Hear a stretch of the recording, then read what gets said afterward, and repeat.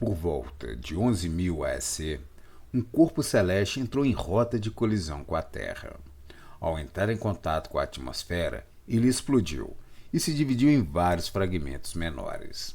Alguns desses fragmentos explodiram ainda nas camadas da atmosfera, enquanto outros chegaram a atingir o solo.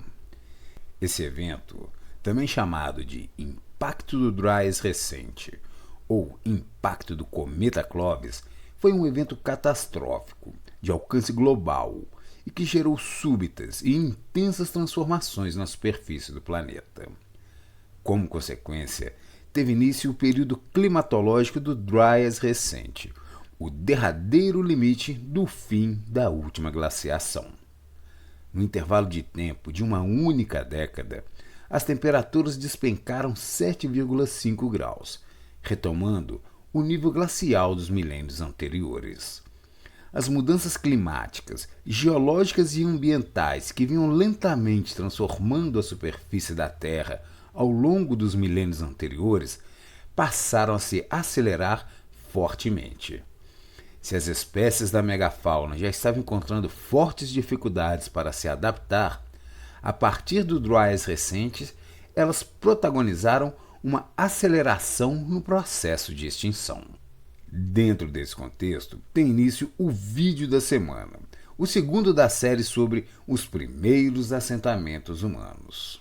Olá, eu sou o Ângelo Henrique Simões e você está no canal da Saga Humana. Se você é novo por aqui, seja bem-vindo.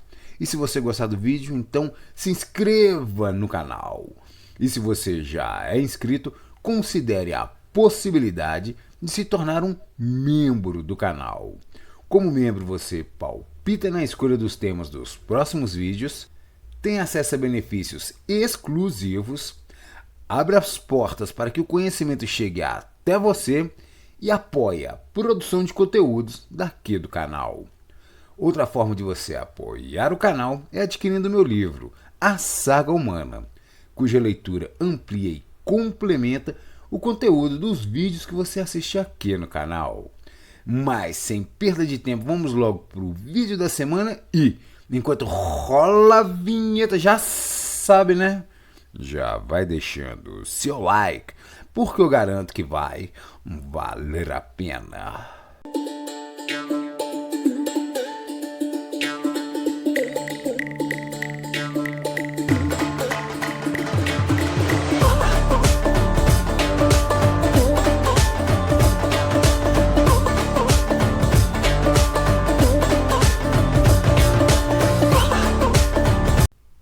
Os assentamentos da época do Dryas recente.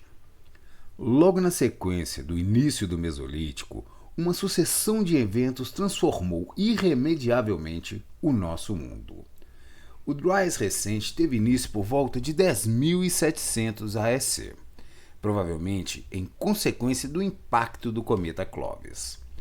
Ao longo dos séculos seguintes, as primeiras experiências com a domesticação de plantas e de animais começaram a surgir, e junto delas surgiram os primeiros assentamentos seminômades que o registro arqueológico conhece. Por volta de 9.600 AEC, o Dryas recente chegaria ao fim, e como consequência, se verificaria uma forte elevação nas temperaturas. Com a elevação das temperaturas, longas extensões das camadas de gelo vieram a derreter. E com isso, enormes blocos de gelo se desprenderam do continente e deslizaram para os oceanos. Como consequência, um grande volume de águas foi gerado e o nível dos mares se elevou em todo o planeta. Ninguém sabe ao certo se essa subida no nível dos mares e dos oceanos aconteceu de uma vez só. Mas o fato é que, nessa época, o nível dos oceanos elevou-se entre 60 e 100 metros. Dentro desse amplo contexto, os assentamentos seminômades começaram a surgir, tanto entre as populações natufianas ao sul, como entre as populações do norte do Crescente Fértil, eventualmente sob a influência da cultura zarzariana dos Montes Agros. Ao mesmo tempo, os antigos locais de acampamentos nômades iam deixando de serem utilizados. Entre esses primeiros assentamentos seminômades que começavam a surgir, um dos mais antigos foi Rabu Huraira, o primeiro assentamento natufiano seminômade, que surgiu por volta de 11.500 AEC e manteve-se continuamente habitado até por volta de 7.000 AEC. No sítio arqueológico de Abu Huraira foram encontrados um dos mais antigos vestígios de atividades agrícolas, ainda nos tempos do Dryas recente, quando o centeio foi cultivado. Junto com a posterior Tel Mureybet, Abu Huraira representa os limites mais ao norte da ocupação natufiana, cujo território se estendia centenas de quilômetros ao sul. O sítio foi rapidamente escavado entre 1972 e 1973, em função da construção de uma barragem. Por esse motivo, atualmente Rabu Huraira encontra-se submerso nas águas de um lago artificial. Os arqueólogos perceberam que o sítio se dividia em duas aldeias distintas, Abu Huraira I e Abu Huraira II, um construído em cima do outro. Os habitantes de Abu Huraira I foram caçadores-coletores nômades de cultura paleolítica. Já Abu Huraira II foi um assentamento agrícola, habitado por agricultores criadores de animais e constituído por novas construções, bem diferentes do estilo anterior. Dessa forma, Abu Huraira documenta bem a passagem da cultura paleolítica para a cultura neolítica, onde se verifica uma clara transição da economia baseada na coleta e caça para outra baseada na agricultura e na criação de animais. Até onde se sabe, seus moradores figuram entre os primeiros agricultores conhecidos do mundo e tiveram o centeio como a primeira colheita cultivada sistematicamente, ainda por volta de 11.000 AEC. Uma posterior análise realizada em amostras do solo recuperado da escavação original revelou uma surpreendente descoberta que foi noticiada em 2020. Abu Huraira I havia sido indiretamente atingida e destruída pelo impacto de um cometa, por volta de 10.800 AEC. Essa conclusão foi feita com base em traços de vidro derretido, medindo entre 1 e 2 milímetros de diâmetro, que foram encontrados no local, os quais só são formados sob temperaturas extremamente altas, em torno de 3.200 graus Celsius. As análises também encontraram traços de nanodiamantes e suezita, extremamente raros sob temperaturas normais. O material foi encontrado entre as sementes e grãos recuperados do local, respingados na superfície das construções e encrustado em pedaços de ossos. Como ainda demandaria alguns milênios para que nossos ancestrais conseguissem desenvolver tecnologia para obter essas altíssimas temperaturas, a descoberta chamou a atenção dos cientistas. A partir das análises, os cientistas chegaram à conclusão de que um corpo celeste entrou na atmosfera terrestre, explodiu e se fragmentou, com algum dos seus pedaços tendo atingido o solo. Outros fragmentos que não atingiram o solo explodiram no ar. E muitas dessas explosões, continuam os cientistas, tiveram a mesma potência de uma explosão nuclear. Essa explosão vaporizou o solo e a vegetação instantaneamente, o que causou intensas ondas de choque, que provocaram uma destruição completa em um raio de dezenas de quilômetros. Segundo a equipe interdisciplinar que participou da pesquisa, foi assim que a vila de Abu Huraira I foi atingida e destruída por uma dessas ondas de choque.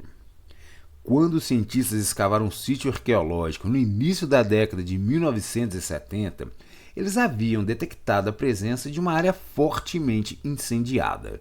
Mas ninguém naquela época pensou na possibilidade de que um corpo celeste vindo de fora da Terra pudesse ter sido a causa desse incêndio.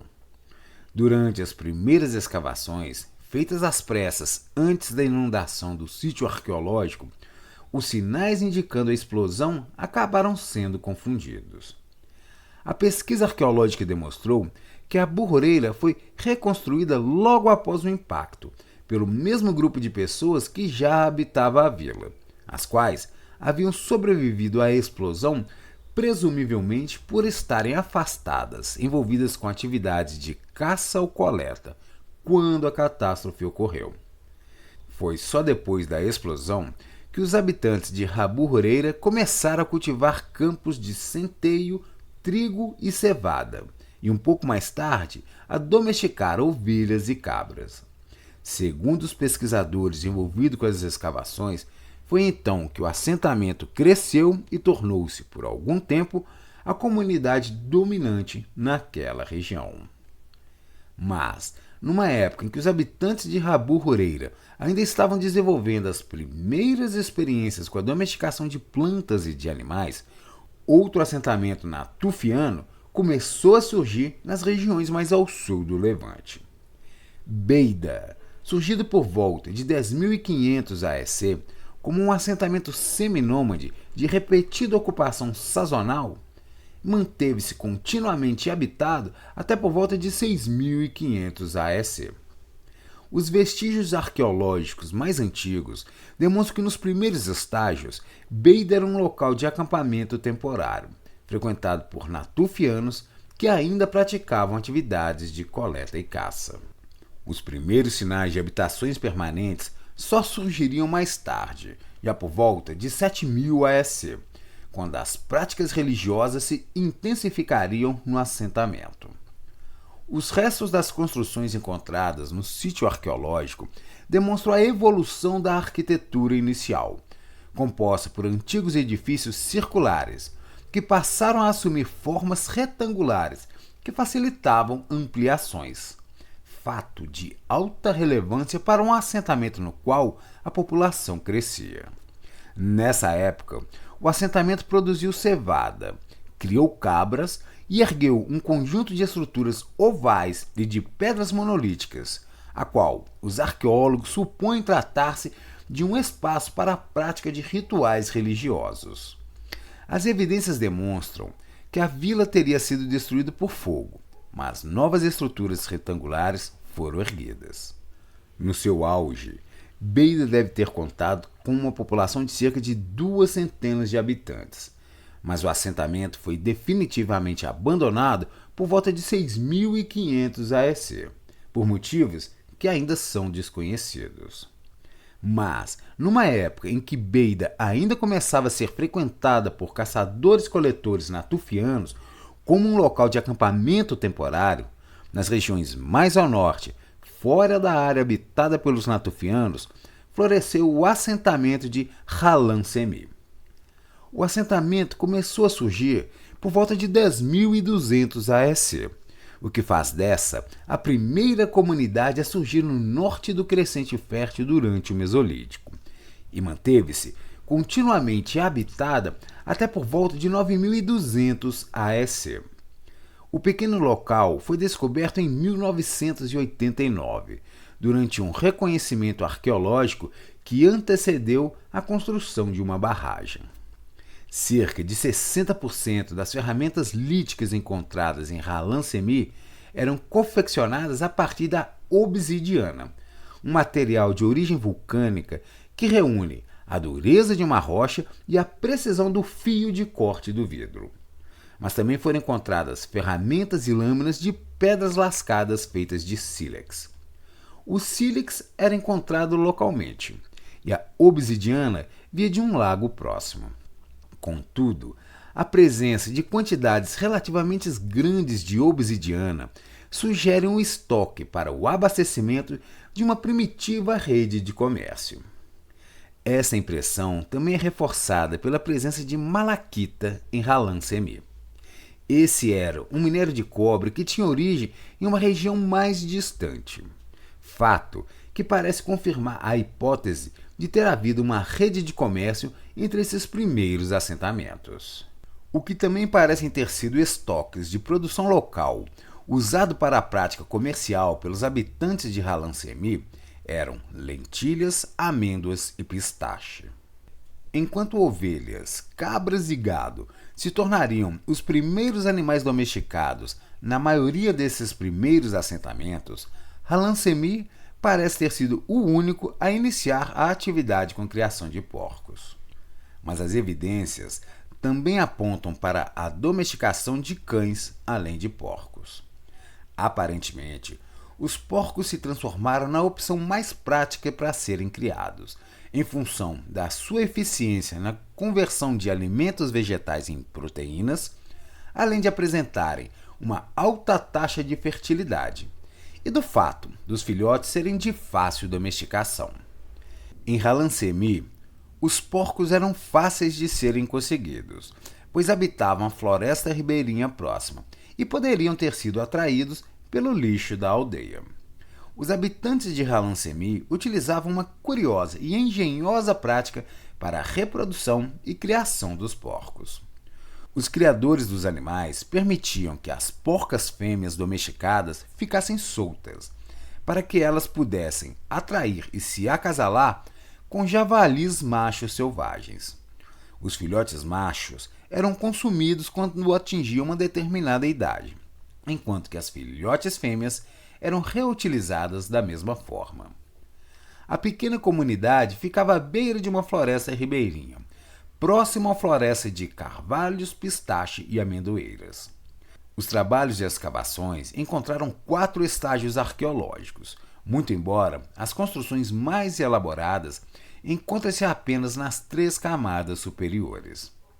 Uma grande fossa natural de pedra, com 1 metro de diâmetro, foi utilizada nesses 3 estágios associados às construções.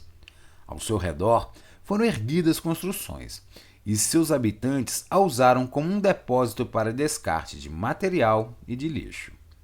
Dentro dela foram encontrados ossos e chifres de animais e fragmentos de ferramentas líticas quebradas, revelando que essa era uma cova multifuncional.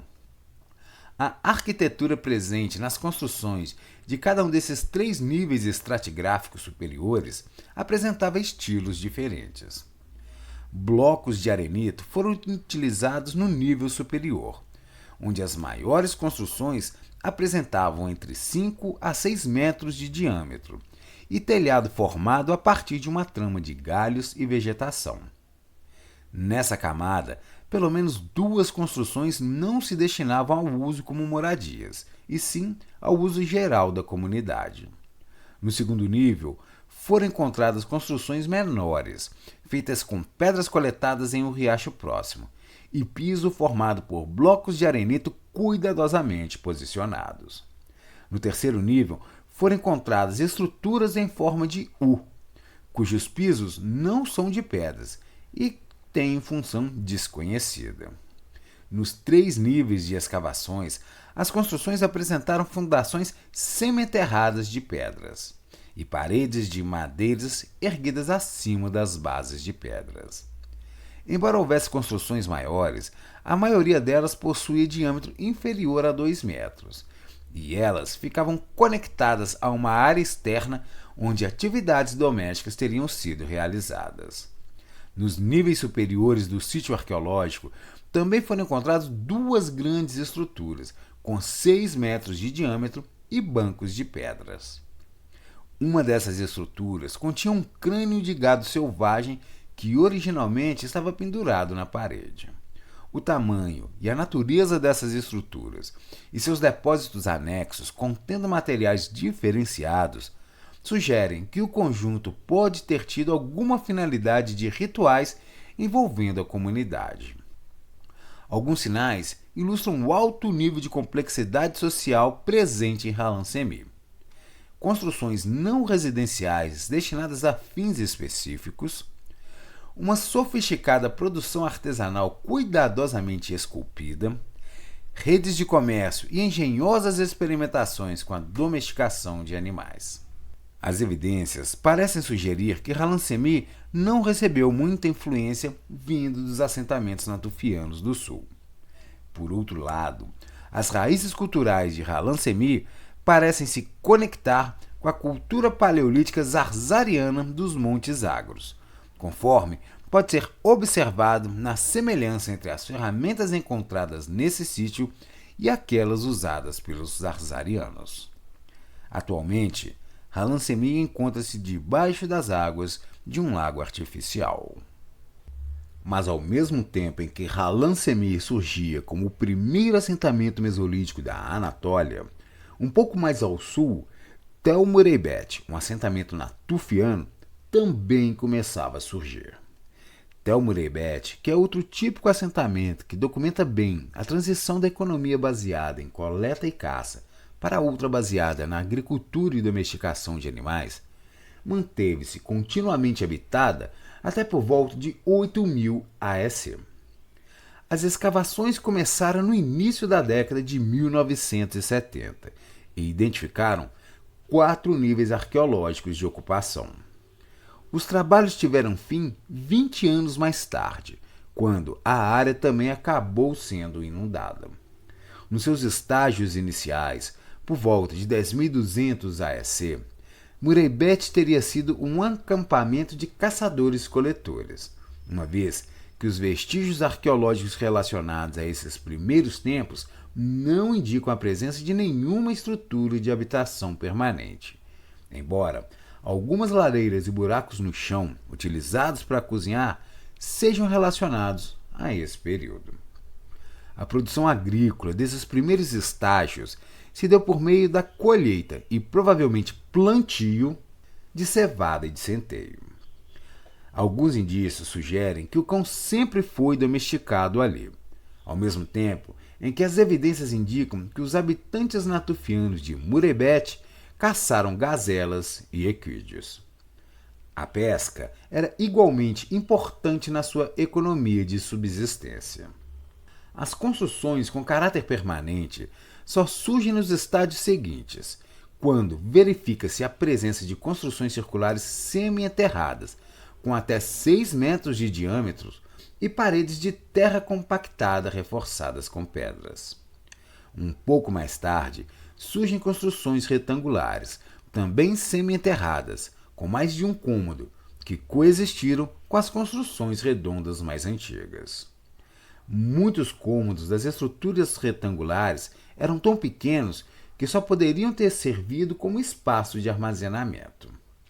As lareiras e as fogueiras revestidas de pedras continuaram do lado de fora das construções, e surgiram algumas construções que parecem ter tido propósito de utilização pública. Entre os artefatos encontrados no sítio Tel Mureybet, há uma estatueta de uma deusa-mãe e algumas fichas de argilas utilizadas para a contagem de bens, as quais figuram entre um dos primeiros sistemas de transmissão de informações que se tem notícia. O primeiro uso dessas pequenas fichas de argila, utilizadas para a contagem de bens, foi encontrado no nível 3, o qual coincidiu com um período de rápido crescimento do consumo de cereais no Crescente Fértil.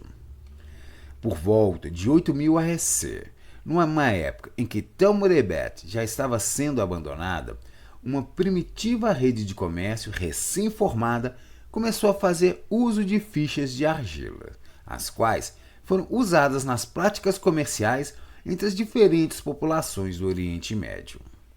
Essas fichas incorporavam os mais antigos elementos que podem ser associados a uma protoescrita, a qual se relacionava a uma intuitiva contabilidade primitiva, por meio da qual era feito um rudimentar controle patrimonial.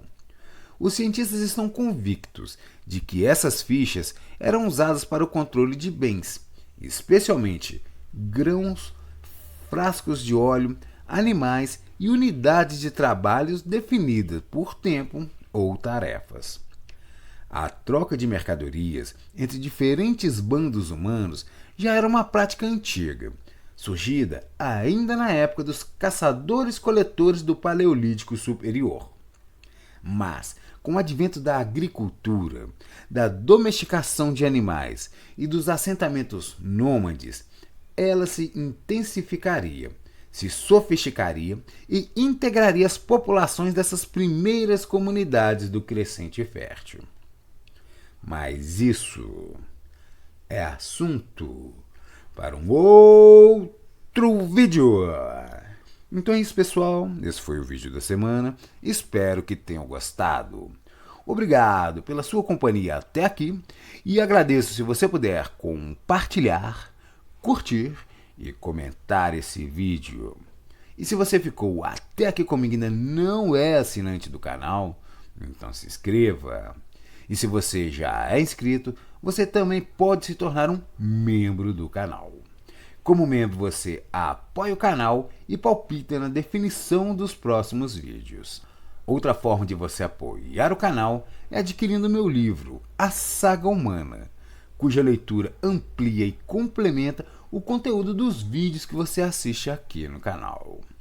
Então é isso, valeu galera, uma boa semana pra gente, aquele abraço e até o próximo vídeo!